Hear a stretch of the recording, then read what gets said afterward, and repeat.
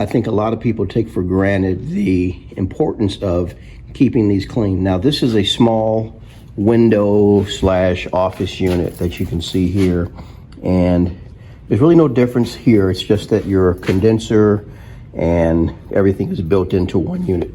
But one of the things I wanted to touch on today is the importance of keeping these coils clean.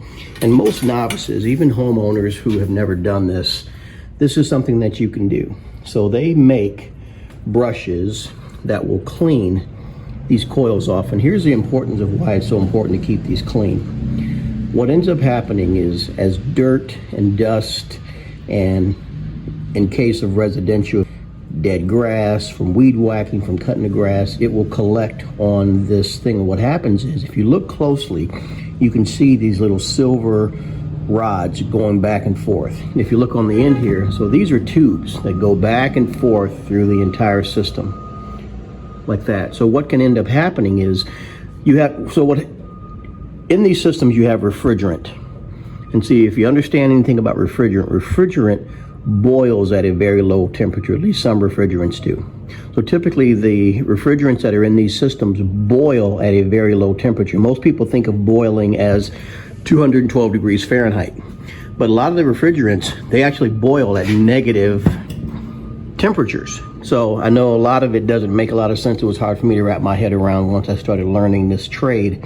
But one of the things as a novice or as a home buyer that you can do is clean these off, because what happens is, if you get a lot of dirt and debris that builds up on here, what it does is it restricts the airflow that is sucking in over these coils that are inside behind this these little fins here.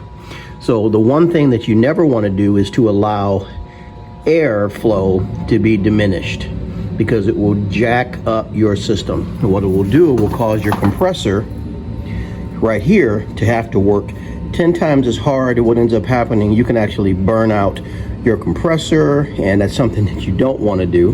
It can cause your reversing valve to not function the way it's supposed to. So the most important thing is just to make sure that you take the time to keep this entire device clean. Hopefully this was helpful, but the main thing is get your wire brush to keep these clean, air compressor, anything to keep the airflow here. Doesn't matter if it's there or on this side here. All right, hope this helps.